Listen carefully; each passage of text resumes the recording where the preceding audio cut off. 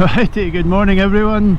So today's video has got a bit more structure to it. We are going to try to ask and answer a question that I've had a couple of times in person, more so than on YouTube. But that question is the Herald 125cc Scrambler worth the money? Which seems like a pretty straightforward question, but there's obviously a lot of factors that go into buying a motorbike, like not least being budget and personal preference. Like, what kind of style of bike do you like? How much do you have to spend? Do you want to buy new? Do you want to buy used? Are you a bit handy or yourself as a mechanic? Can you fix a lot of issues yourself? If so, then used can probably maybe be a better option for you, because you don't need to worry so much about warranties and servicing and things like that. If you're able to do all those things yourself, then you're probably better off with a used one. But I think for the sake of this video, I'm going to assume that everyone is buying it new, or is wanting to buy the Herald 125cc new, and they are into this cafe racer style of bike. Otherwise, why would you even want to know if it's worth the money, because you're not interested in it? So first we're going to go and refuel this thing, because my fuel light was on in the last video and I never even realised. So I'm going to need to stick some petrol in this thing, and then once we're out of there we can start looking at some of the pros and cons of this bike.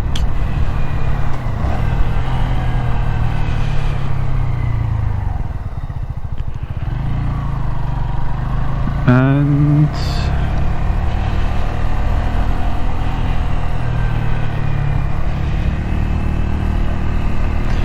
yeah, so let's go get us some petrol.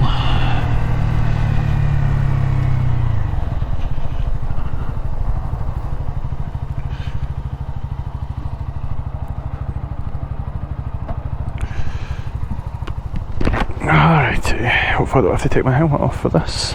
I'm paying by card, so shouldn't be an issue.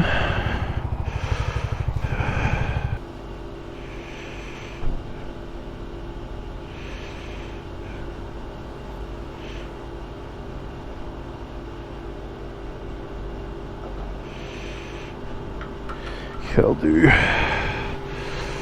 16.49, not too bad.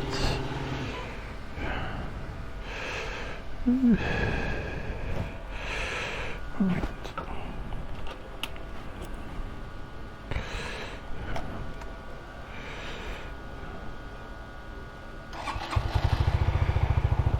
Sorted.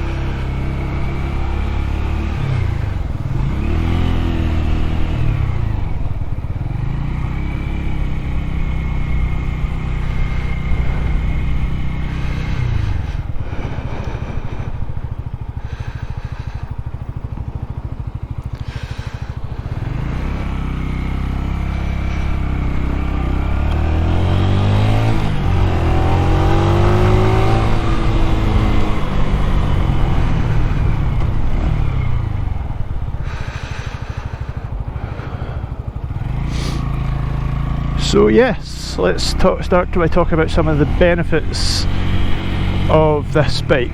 Well, I guess we'll start, because we've just refilled it with petrol, we will start with the fact that this bike has, for a 125cc anyway, a very large fuel tank.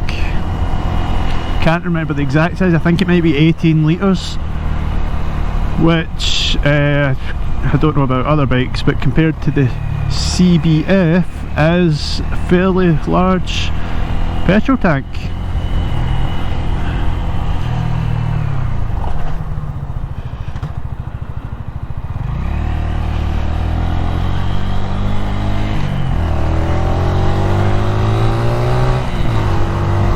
So if you're interested in doing sort of long distance runs or not having to go to petrol stations as often, the tank is a fairly chunky size. Can't remember the exact mileage I get out of a tank, but I know that I went all the way up to Aviemore, and then the second day I went all the way around Forres and Nairn, and I didn't refuel. I refueled before I left Stirling, and that was it. So it definitely has the capacity to go far on a single tank.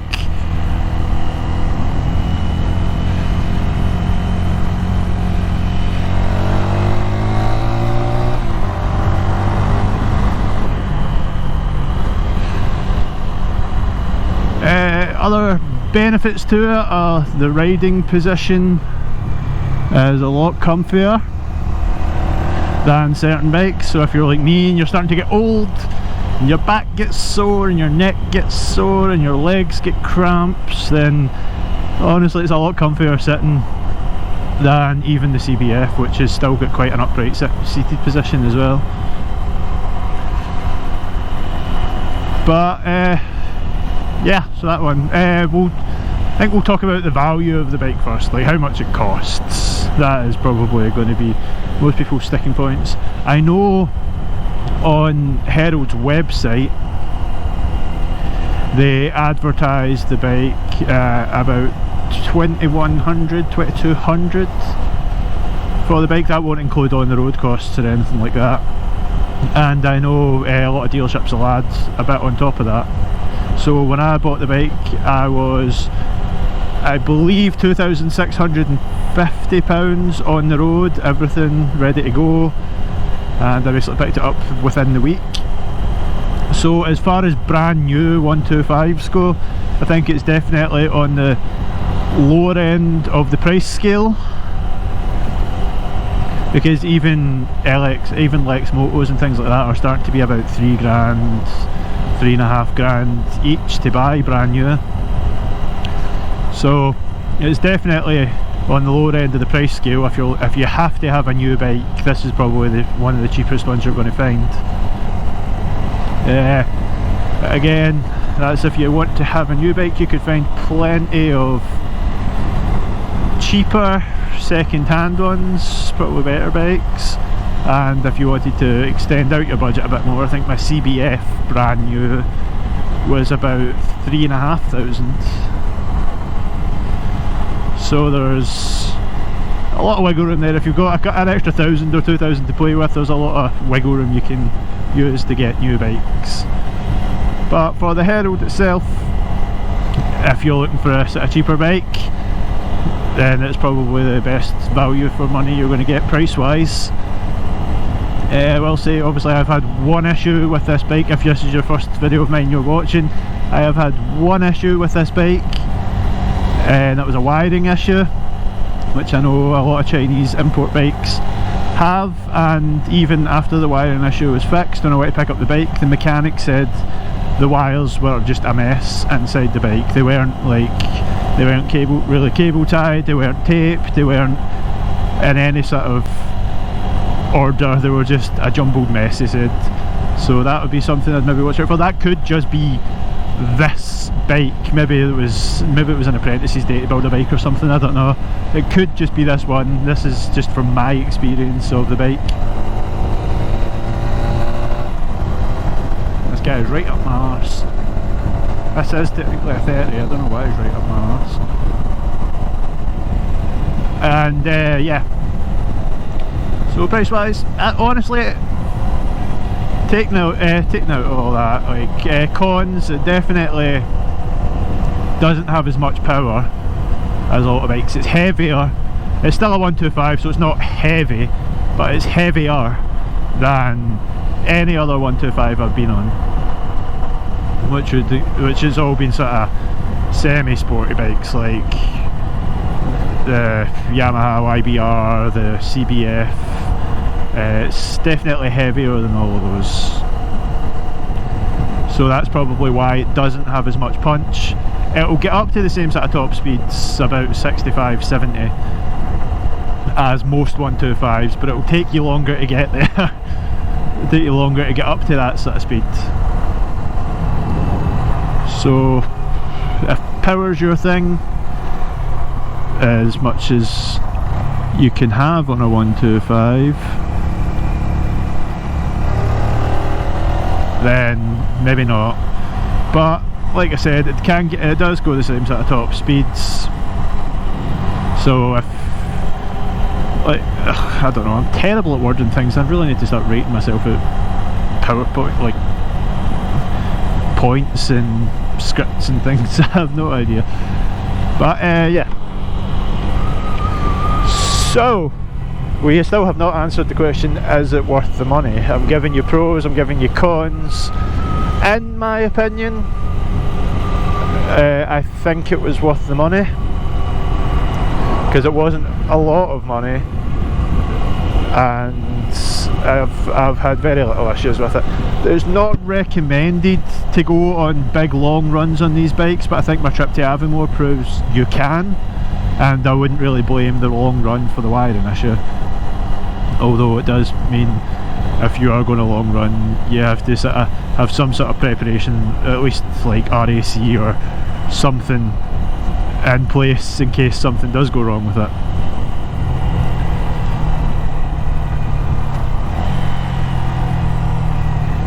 So I think that yes, it is worth the money.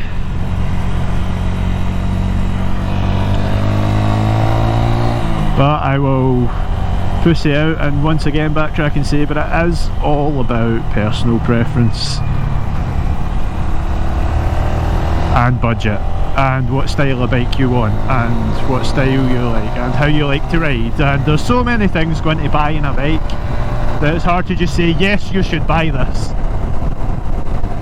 I mean, if you've seen the bike, you like it, you like the sort of style it goes, you're okay having a little bit less acceleration. I mean, you're on a 125, you're not going to have a lot of acceleration to begin with. There's just maybe a 10 mile an hour difference between the fastest 125 4-stroke and the slowest 125 4-stroke. Well, maybe not, maybe a bit more with the slowest, because some of them are slow. But anyway, if you're on a 125, power shouldn't really be your main concern.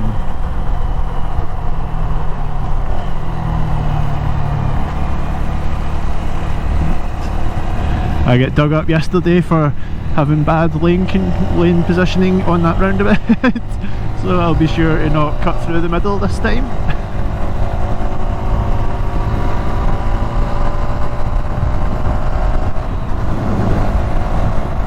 So, in my opinion, if this is the kind of style of bike you like, I think it is worth the money.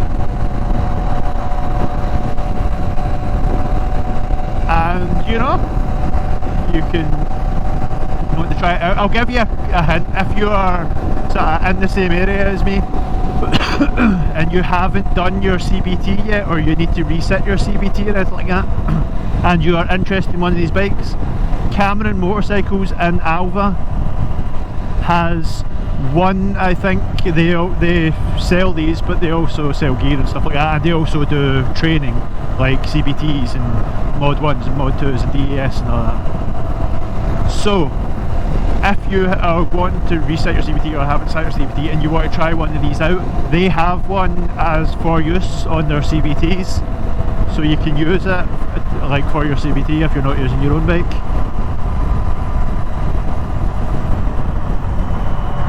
Which should be a good wee way to sort of try it out, see if you liked it or not.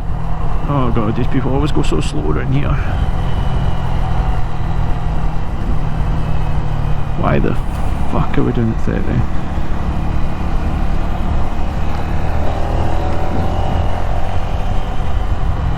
Oh Jesus, we're stuck behind something. Can't see. That's a bus. Back.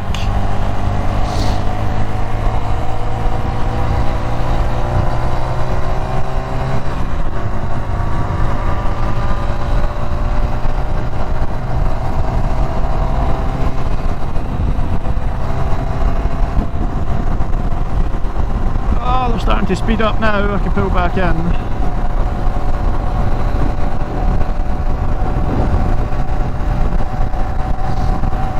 I'll be honest, I thought we were going to be stuck behind that bus for ages there.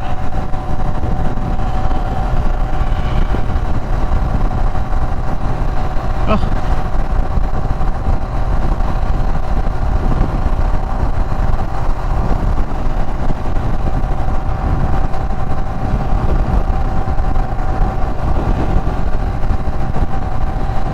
That was an unnecessary overtake, honestly. It slowed down now, it started speeding up the minute I moved out of position to overtake, and at that point I was just going for it. It was entirely unnecessary though. It was doing 40 at first and then started speeding up when I decided I was going to overtake. So I should have just pulled back in, but I was committed.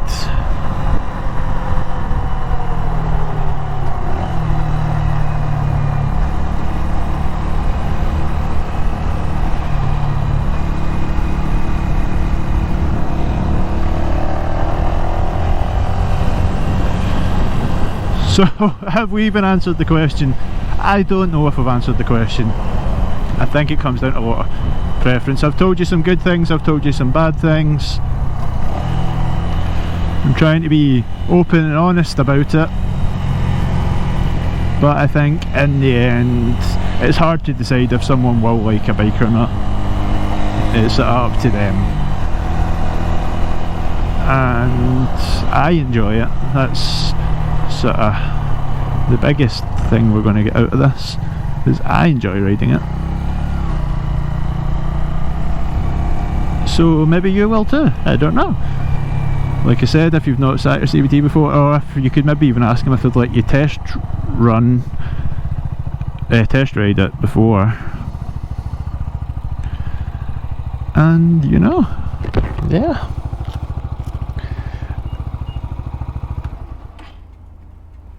I shall leave yous here, and yeah, I think we'll leave it at that for now. We'll maybe have a proper walk around the bike or look at the bike and talk about some of the parts on it some other time. Maybe go over the actual specs and stuff, but I'm sure you can Google that. Anyway, I need to go and get stuff for work, so hopefully you enjoyed this. See you next time. Thanks for watching. Give us a like, subscribe, all the usual. Peace.